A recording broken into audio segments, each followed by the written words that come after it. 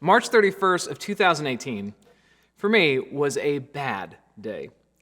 I'm assuming you probably don't have the calendar memorized, but the next day was Easter, and for us pastors, that is kind of a big deal. And here's the thing, I was moving cities. We were going from Orange County up to Ventura County, and it was a hard time. My daughter, Catherine, was at that stage as a baby where she just started to crawl for the first time, and she was just like zipping around everywhere, so she needed constant attention. We had been out of town at my sister's wedding until 4 days before our big move, which never really like great timing. And did I mention I was also sick?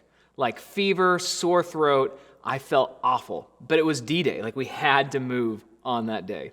So Jen, my wife, and Catherine, they left to start heading up towards our new house in Ventura, and I had to stay behind for the final walkthrough and like to hand off the keys. But we also had one final thing to get on the truck, and that was a washer and dryer. So we're disconnecting the washer, and all of a sudden the cold water like tap line just breaks. Now water is going everywhere. We're calling a plumber. I'm trying to figure out how do I explain this to the people who are buying our house. And I don't know, maybe you've been there. You know what I'm talking about, where it just feels like your mantra becomes, if something else goes wrong, so help me. I mean, you've lived that day, right? Terrible night of sleep leads to a bad day at work, which leads to needing to take care of a sick kid, to getting reamed out by your boss, and you just keep thinking, if something else goes wrong today, so help me. Or like you fix the flat tire, but now you have engine trouble. And it's like, man, if something else goes wrong, so help me. Now, what is your response to stress? Now, step further, what's your response to stress in chaos? You know, a situation you simply cannot control. Now, I have 3 kids, and chaos is common in my home. In fact, everywhere I go, we have chaos. What's amazing is restaurants have actually figured out how to handle this. They control chaos with coloring sheets and crayons. Now, I love my 2-year-old style because he picks one crayon color and full strength on the paper just starts scribbling as hard as he can. No consideration for the lines or the picture underneath at all. Now, here's the thing. For a lot of you, when you go into chaos and stress, you start coloring like my 2-year-old. One color scribbled everywhere, covering the entire page. I mean, you know who you are. Because, like, here's how it plays out. You're like, man, if something else goes wrong, so help me. And then that hits, and you start coloring the page with escapism. And you're just going nuts on that piece of paper. And it's all you can see. You're looking for your way out of discomfort, and you find it in binging TV or alcohol or sex. And now, it's like junk food, right? Where you eat it now, you indulge now, and you worry about the consequences later. And you're just like, I'm just coloring with one single crayon. Now, some of you start coloring with the crayon of control. When you can't control your situation, you're like, I'm going to control everything else. And you are taking it out on other people. You try and control everything and everyone else that you possibly can. And that's just the only color that you color with. Some of you start coloring with the crayon of anger. For others, it's self-sabotage. And my question is like, what is your color of choice? Now, we're continuing our series, Babylon, My Home, and it's kind of in and out of the book of Daniel this year. And today we're going to compare and contrast 2 men and their completely opposite approaches to stress in the midst of chaos. So Daniel 2:1 says this. It says, one night during the 2nd year of his reign, Nebuchadnezzar had such a disturbing dream that he could not sleep. Now, at first, this does not sound like that big of a deal. We've all had weird dreams. I certainly have. And I've read a few books on sleep, not the weird ones, but the scientific ones. And not to brag, but I also watched a PBS Nova special once. So, yeah, I'm pretty much an expert. One of the scientists' theories about dreams is that they actually started off as like a survival technique, where your brain's like, hey, I wonder how Matt would respond in this situation. And it makes sense when we're all living outside and scared of wild animals, right? Like, what are you going to do when a wolf walks in? Or how do you handle betrayal within your tribe? Or I guess, even within the superstitious peoples, like, what are you going to do with a monster? But it's funny, our modern context, they don't really know what to do with all of this. Because, like, for me at least, my brain's like, hey, Matt, Let's see what you would do if you were back in high school and you haven't finished your homework. Oh, and by the way, your back is also like incredibly hairy. And it's like, come on, brain, like, how's that going to help me? Now, back to the story, though. Like, this is a big deal, right? Like, have you ever had a dream that completely soured your day? Like, what about a dream that was so disturbing that you woke up and you just could not go back to sleep? And what if every time you went to sleep, that same dream starts unfolding again and again? Nebuchadnezzar was the most powerful man in the world. And he might have been the most powerful man in history up to this point. And yet he was brought to his knees because of a disturbing dream. And so his solution is this. He's like, I'm calling all the magicians, the enchanters, the sorcerers, the astrologers. And he's like, bros, what is happening in my dreams? And at first, it really sounds like Nebuchadnezzar was your one friend who was like way too into Harry Potter. But what we know about the Babylonian history is that these were some of the most trusted advisors in the entire empire. I mean, this would be very similar to the president calling his entire cabinet into his office. And so what he does is, he's like, guys, I need you to tell me, what does this dream mean? And their insight, to be clear, it wasn't supposed to just be from what they have learned or just good advice that they have. It was supposed to be from them tapping into the spiritual realm. And so either way, Nebuchadnezzar brings them in, and he quickly picks up on the fact that these advisors, they don't know what to do. Like, they're supposed to be tapped into the all-knowing spiritual realm, and they apparently don't know anything. Because their response was, tell us your dream, and we'll tell you what it means. And Nebuchadnezzar rightly knows, if I tell them my dream, they're just going to placate me. So what I need to do is I need to expect them to tell me what I dreamed and then interpret from there. He's so disturbed by his dreams, like, I'm not going to let this happen. So it keeps going. In verse 11, it says, this is their response to this. It says, the king's demand is impossible. No one except the gods can tell you your dream, and they do not live here among people. Now, in literary circles, we would call this foreshadowing. Like, I don't want to spoil the rest of the Bible for you, but God actually does come and decide to live among people. It's a really cool story. Now, verse 12, it keeps moving. It says, the king was furious when he heard this, and he ordered that all the wise men of Babylon be executed. And because of the king's decree, men were sent to find and kill Daniel and his friends. Now, Daniel is the main character in our story. Here's the thing. Nebuchadnezzar's response to stress is this. All of you are going to die. Whether you are in the room or not, you are all going to die. His advisors, the ones who know the workings of the complex military, political, and civil machine, they're all going to die because of a bad dream. What can we learn from this? Here's the lesson. Not getting sleep will make you want to kill the people who help you the most, right? Have you ever had a wife who was pregnant? No, I'm just kidding. Here's the actual helpful question to ask. When you're anxious and worried, are you in a good spot to make big decisions? See, the Bible talks a lot about this idea of being sober-minded. And alcohol isn't the only thing that will distort your thinking. See, some of you get into patterns where you start coloring the sheet with a crayon and really you're just acting cray, right? Like chaos all around you. And you're burning relational bridges. You're quitting your job. You're flirting with that guy from the gym. You're planning to move. You're shaving your head. You're spending your life savings. And why? Because you're so stressed in the midst of chaos. And what it becomes like is scratching a bug bite. You know you shouldn't, but it feels great. And I know you're thinking like, well, hey, it worked for Jerry Maguire, right? Just a reminder, that is a movie. But speaking of the entertainment industry, our kids will watch this show on PBS, not to brag, but the second time I brought PBS up today. But they'll watch this show on PBS called Daniel Tiger. And he says, when you feel so mad that you want to roar, take a deep breath and count to 4. And I'm like, yeah, Mr. Rogers spinoff, like you get it. You got to stop letting your emotions lead you during times of stress. Now, there's already a lot of problems with the expression, follow your heart. But let me give you some just great advice. Definitely don't follow your heart if it has an irregular beat, right? In general, you want to make decisions after a crisis and not in the middle of it. Nebuchadnezzar is a great example of what not to do. Now here's the contrast. In verse 14 of Daniel 2, it says, when Arioch, the commander of the king's guard, came to kill them, Daniel handled the situation with, and here's the two key words, wisdom and discretion. And he asked Arioch, why has the king issued such a harsh decree? So Arioch told him all that had happened. So apparently Daniel was not in the room for all of this.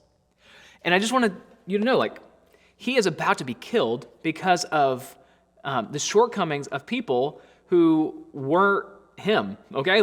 He's about to die for this. And what we learn is he handles this situation with wisdom and discretion. Check it out. He questions authority. He asks why.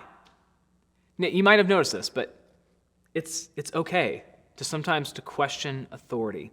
Now, I will say, if you live in that place where you're constantly questioning authority, it will wreck you in the long term. Because as we're going to learn in a minute, God's relationship with authority is a lot different than maybe ours is. But here's what Daniel does. In verse 16, it says, Daniel went at once to see the king and requested more time to tell the king what the dream meant. So how do you manage your chaos with wisdom and discretion? Here's something huge for you. Don't run from your problems, run to your problems. Do you know the difference between cows and buffaloes on the open plains? To illustrate this, I'm gonna use some incredible production value. Okay, so just be ready for this.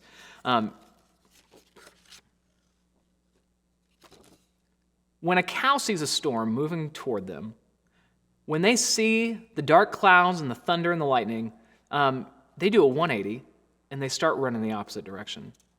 And what happens is the storm is moving faster than the cows, so eventually it overtakes them. But because the cows are running with the storm, now they end up getting wet later, but they spend more time in the storm, and therefore they spend a lot more time in it. Okay? They get wetter because of it. Now, buffaloes, on the other hand, see my buffaloes? Buffaloes, on the other hand, when they see the storm, they don't turn around and run away from it. They run to the storm, and they start running toward it. And because they run to the storm, and they start going in the opposite direction, they get wet sooner. But as a result, they get through it faster. See, here's the thing. It's when you are in the midst of chaos, what is your instinct? Do you run to your problem, or do you run away from your problem? See, waiting your problems out is rarely the right move. Maybe you have that family member that you just have a giant disagreement with, and you just can't seem to look past it. What I'm asking you is go to them and don't sit on it for years and actually ask them, hey, can you help me understand this? Tell me more about this. There is wisdom in being sober-minded, kind of going back to that thought from before, or in other words, sometimes the best thing you can do is wait first, but waiting until your brain is at a place where you can have a civil conversation is a lot different than avoiding a problem altogether and hoping that somehow it resolves itself. So you want to run to your problems, not away from them, if you're hoping to handle chaos with wisdom and discretion. Now the story keeps going. It says in verse 17, then Daniel went home and he told his friends, Hananiah, Mishael, and Azariah, what had happened. And listen to this, verse 18. He urged them to ask the God of heaven to show them his mercy by telling them the secret, so they would not be executed along with the other wise men of Babylon. And that night, the secret was revealed to Daniel in a vision. Then Daniel praised the God of heaven. This is not a small situation. Here's what's at stake. If they don't come through, they will die. Their solution is they have to tell a tyrannical despot what he dreamt a few nights ago and what it means. If I'm in their shoes, when I hear the rules of engagement here, I'm thinking there's no possible way we're going to get this done. This is impossible. But Daniel, Hananiah, Mishael, and Azariah, who are probably 18 when this happens, They do something incredibly different. And maybe it was the previous chapter's broccoli and water situation that gave them the faith to do this. But the first thing they do is pray. And here's the thing, prayer is the first step to solving the problem. It's not the last. If you want to handle chaos with wisdom and discretion, go to God in prayer. There's an expression, all we can do now is pray. And frankly, it's a very telling statement. It's like we need to exhaust everything else that we can possibly do. And if none of that works, then we will turn to God. But I want my faith to grow and really believe what 19th century pastor Charles Spurgeon would say, and that prayer is the slender nerve that moves the muscle of omnipotence. See, I want to encourage you too. Like, people in the Bible are often presented as just completely unrelatable people. Almost like Daniel just sitting back and saying, I just hope I can bring glory to God today and point the nations towards God's providence. But it actually says right here that the reason why they said, we got to pray about this and solve this problem, because they didn't want to die. It wasn't wanting to serve Nebuchadnezzar during his stressful episode or plant a flag in the ground for their faith. And the reason why I want to bring this up is because some of you are like, man, I'm going through all sorts of chaos and problems, and I just don't feel like my heart is in the right place. Here's the thing, wherever you're at, whatever your motivation, start praying.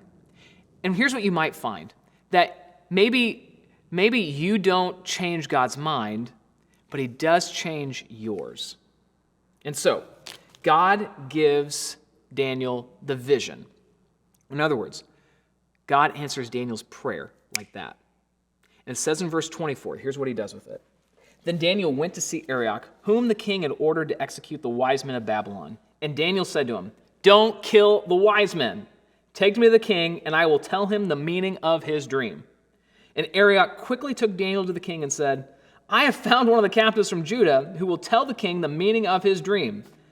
And the king said to Daniel, also known as Belteshazzar, is this true? Can you tell me what my dream means and what it was? Here's Daniel's chance to save everyone, leaning forward, ready to hear what incredible insight Daniel is bringing to the king. And this is what Daniel replies. There are no wise men, enchanters, magicians, or fortune tellers who can reveal the king's secret. And I'm thinking Arioch right now is like, oh no, we're all going to die, right? Like, first opportunity he has to share exactly what it was and how he can save all these people. And he's like, you know what? Nobody can actually do this job. Hopefully, Daniel doesn't pause too long, because in verse 28 it says, but there is a God in heaven who reveals secrets, and he has shown King Nebuchadnezzar what will happen in the future. And now I will tell you your dream and the visions you saw as you lay on your bed. Now, Nebuchadnezzar's dream is pretty interesting. He dreamt of this giant statue in the image of a man, maybe even his. And in his dream, the statue has a head of gold, chest and arms of silver, belly and thighs of bronze, legs of iron, feet of iron and clay. And then Daniel interprets it, and he actually tells Nebuchadnezzar what it all means. And I just need to apologize for a second. We should be spending more time on this part. But next week, we're launching into a series leading into Easter that you're not going to want to miss. And rather than just kind of dismissing it and being like, you know what, you can read this on your own, I wanted to still at least touch on it because it is so incredible.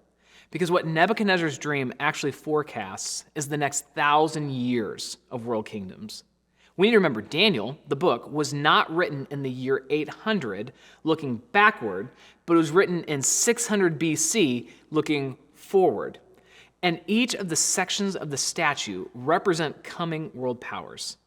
And so as we have this head of gold, it represents the Babylonian Empire, which reigned from 612 BC to 539 BC. And the symbolism is that it's majestic. It is the crowning jewel of the world. And frankly, it was one of the very first massive world powers. And then right below it, you you have the chest and the arms of silver, which represents the Medo-Persians, which reigned from 539 BC to 331 BC, well after Daniel dies.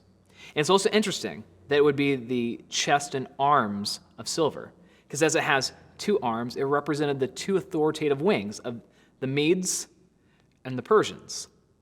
And then that empire would give way towards the belly and the thighs of bronze. And this represents the Greek Empire, which reigned from 331 BC all the way to 168 BC. And Daniel prophesies about Alexander the Great 200 years before he would be born. In fact, in Daniel chapter 8, he goes into a lot more detail about this, and he tells the story of a great king who has no successors, and that kingdom would be divided into 4 parts. And there's actually this really super cool account in history of Alexander sweeping through the Middle East, and he's going to siege Jerusalem, and he's greeted with the Jewish high priest, and Alexander claims that he had had a dream where that Jewish high priest had been in it like the night before. And so what happens is the priests bring out their scrolls, probably of Daniel chapter 8, and Alexander chooses not to destroy Jerusalem as a result. It's actually like a really cool account. Now there's legs of iron, which represent the Roman Empire, which goes from 168 BC all the way to 476. And of course, iron is an incredibly strong metal, and it represents the ruthlessness of the people. In fact, iron actually typifies them. There were legions of iron described in history. And it's also interesting because it's the legs. Rome was split into 2 different parts in 286 AD. And Rome was frankly the last world-dominating empire, which is important because right below that you have iron and clay feet. And this actually represents a kingdom that hasn't even happened yet. It's still to come. And the idea behind it is it's not going to last very long because it's brittle. And frankly, we have no idea who it is and what it's going to mean. Piecing together some other parts of the Bible, the idea is that it's going to give its authority to one of their 10, and that it's going to have this 10-nation confederation of sort. But the most significant part of the dream is this. In Daniel 2, starting in verse 34, it says, "As you watched, a rock was cut from a mountain, but not by human hands, and it struck the feet of iron and clay, smashing them to bits. And the whole statue was crushed into small pieces of iron, clay, bronze, silver, and gold. And then the wind blew them away without a trace, like chaff on a threshing floor. But the rock that knocked the statue down had become a great mountain that covered the whole earth." And here's the interpretation. "During the reigns of those kings, the God of heaven will set up a kingdom that will never be destroyed or conquered. It will crush all these kingdoms into nothingness, and it will stand forever." Now, the meteorite that's described here is actually looking forward to Jesus. Not his first coming, but a second. And that someday he's going to come and he is going to supplant the human kingdoms and establish his kingdom. And it's pretty interesting. As you look at how 600 years before Jesus was even born, Daniel describes with, honestly, a lot of accuracy what is coming down the pike. And as I examine some of this and I look at the story as a whole, here are just some principles I cannot escape. The first is this: all authority comes from God. Now, this sounds great when there's good leadership, right? But this is hard when there's not. But you don't want to just see this through our American lens. No king sits in control whom God does not place in control. The fact that he predicted all of these different kingdoms shows that he is sovereign and he is in control, and he is ultimately the one who is going to position and place people into seats of authority.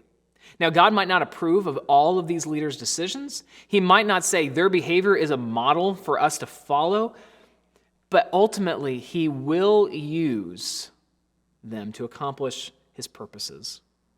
The second is this: our first allegiance is to Jesus. His desires supersede all other authorities.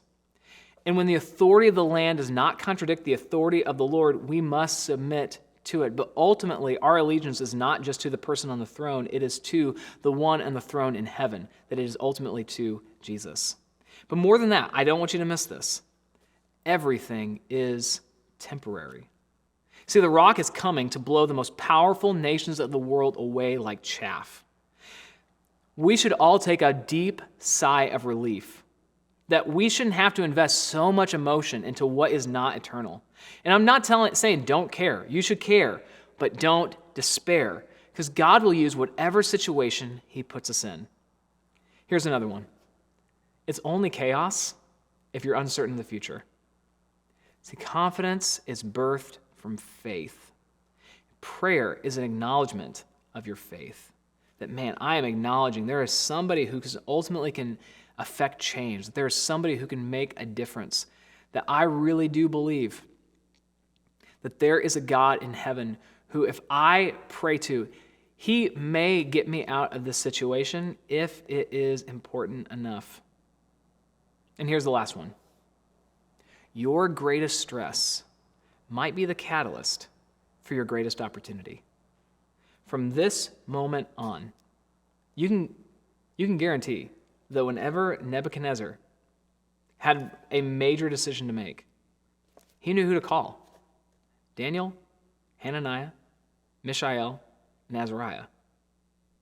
And what did look for a hot second was going to be their demise, ultimately led to them being in a position to speak truth to the greatest power of their day. Your greatest chaos, like your greatest stress, might be the catalyst for your greatest opportunity. Hey, let's pray. God, I'm asking right now for the wisdom of the people watching in the midst of their chaos. That God, that they would handle their problems with wisdom and discretion. God, give them the strength to run to their problems, not away from it. God, I'm praying for the desire to pray and not just run away from their issues. And God, I'm praying for that kind of faith to be confident in our future because we know that you're ultimately in control. And God, I'm praying, looking forward to the day when you establish your kingdom here on earth.